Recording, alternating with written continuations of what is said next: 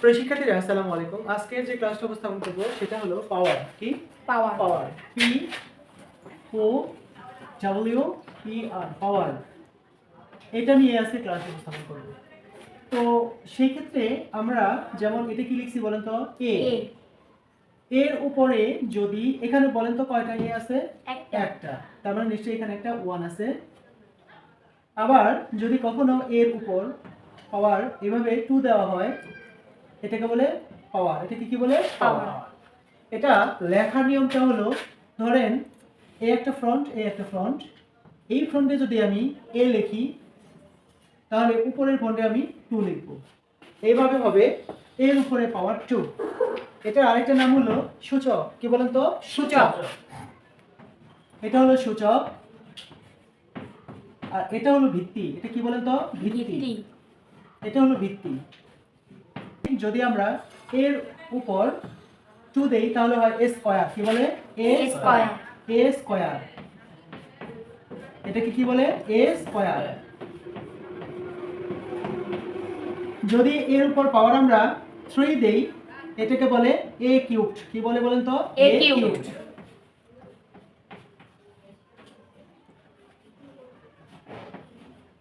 a cubed. যদি এর উপর পাওয়ার 4 দেওয়া হয় তাহলে a to the power a to the power 4।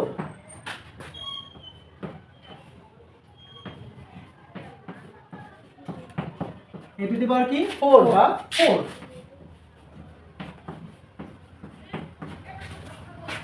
আর এখান থেকে শুরু করে যদি পাওয়ার 4 এর উপর এবার এর উপরে 5 দেওয়া হয়, এর উপর 6 দেওয়া হয়, তারপর এর উপরে 7 দেওয়া হয়, এর উপর 8 যদি দেওয়া হয়, এর উপরে যদি 9 দেওয়া হয়, এগুলো সবগুলো হবে a to the power 4, a to the power 5, a to the power 6, a to the power 7, a to the power 8, a to the power 9। এভাবে যত সংখ্যা হয়ে যাবে বা যত অঙ্ক বসানো হবে এই 4 থেকে শুরু করে সবগুলোকে বলতে হবে to the power 4, to the power 5, to the power 6, to the power 7। কি? To the power. মনে থাকবে? তাহলে 2 থাকলে বলে স্কয়ার, 3 থাকলে বলে কি? a কিউবড, আর 4 থেকে শুরু করে উপরের দিকে যত থাকবে সব হবে কি? To the power 4, to the power 5, to the power 6। এভাবে বলতে হবে। যেমন a to the power 4, a to the power 5।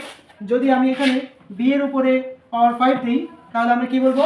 b to the power 5, b to the power 5। যদি আমরা এখানে x এর উপর যদি 6 দেই তাহলে বলবো x to the power 6, x to the power কি? 6। আর এটা হলো, এটার আরেকটা নাম হলো কি জানো? সূচক। কি এটার নাম? কি? সূচক। এটার নাম হলো সূচক। যদি কোনো অক্ষরের উপর পাওয়ার এভাবে পাওয়ার থাকে তাহলে সেটাকে বলা হয় সূচক। আর যেটার উপরে পাওয়ার থাকবে সেটাকে বলা হয় কি? ভিত্তি। এটাকে বলা হয় কি? ভিত্তি। এটাকে বলা হয় ভিত্তি। কি বলা হয়? ভিত্তি। আমরা নিশ্চয়ই বুঝতে পেরেছি এই পর্যন্ত। এবার পাওয়ারের কাজ। কিসের কাজ? পাওয়ারের কাজ। পাওয়ারের কাজ কিভাবে করতে হয়? যেমন ধরেন এখানে এর উপর পাওয়ার থাকলো 2, আপনাকে মনে মনে কল্পনা করতে হবে এখানে এ আছে কয়টা বলেন তো? দুইটা। যেহেতু পাওয়ার 2 আছে উপরে তাহলে এ আছে দুইটা, এবং সেটা কি আকারে বলেন তো? গুণ আকারে। কি আকারে? গুণ আকারে। ইনটু বা ডট আকারে, a ইনটু a, এভাবে। তারপর এই যে যেখানে আমি চকটা যেখানে ধরেছি সেখানে এ কয়টা আছে বলেন তো? একটা। এখানে নিশ্চয়ই একটা 1 আছে, না হলে আমি কিভাবে বললাম এখানে একটা? আবার যেখানে ধরেছি সেখানে কি কয়টা 1 কয়টা আছে বলেন তো? একটা। এখানেও নিশ্চয়ই একটা 1 আছে। যখন উপরে এভাবে সূচক হয় তখন নিচেরটা হয় কি? ভিত্তি। যখন উপরে একটা অক্ষরের উপরে যখনই পাওয়ার দেওয়া হয় তখন সেটা হয় সূচক, আর এটা হয় কি? ভিত্তি। যখন সূচক এবং ভিত্তির ব্যাপার চলে আসে তখন ভিত্তি একটা থাকলেও যা, 100 থাকলেও তাই, 1000 থাকলেও তাই, লক্ষ লক্ষ থাকলেও তাই। এই সবগুলো, এই যেমন সবগুলো ভিত্তি থেকে যে কোনো একটা ভিত্তি আমাকে কমন নিতে হবে। এখানে কমন নেওয়া হলো, তো উপরে থাকলো কত? 1। আর গুণ থাকার কারণে কি হয়? প্লাস। এখানে থাকলো কত? 1। কেন? কারণ গুণের যোগের সংক্ষিপ্ত নিয়মকে কি বলে? গুণ বলে। এখানে গুণ আছে বলে এখানে কি হলো? প্লাস হলো। এবার a, এখানে 1 আর 1 যোগ করলে কি হয়? 2। তার মানে a স্কয়ার। কিভাবে হয়েছে আপনারা তো বুঝতে পেরেছেন? বুঝতে পেরেছেন না? জি স্যার। তাহলে এভাবে পাওয়ার করতে হয়, পাওয়ারের কাজগুলো করতে হয়। যদি কখনো এবার 3 এর উপরে পাওয়ার 2 থাকলো তাহলে আমরা কি করি? 3 দুগুণে 6 এটা যদি বলি তাহলে আমাদের কি হবে? ভুল হবে। কি হবে? তাহলে আমাকে চিন্তা করতে হবে এখানে 3 কয়টা আছে বলেন তো? দুইটা। একটা 3 গুণন আরেকটা 3, তাহলে 3 3 কত হয় বলেন তো? 9। এটা হলো পাওয়ারের কাজ। এটা কিসের কাজ? পাওয়ারের কাজ। যেমন এখানে দেখেন আমরা যদি এখানে 5 কিউব দেই তাহলে এখানে বলেন তো 5 কয়টা আছে? 3 5 15 বলবো? না। নিশ্চয়ই না।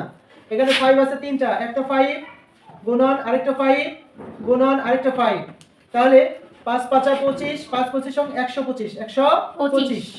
এভাবে আমাদের পাওয়ারের কাজ করতে হবে। আশা করি আপনারা বুঝতে পেরেছেন পাওয়ারের কাজ কিভাবে করতে হবে।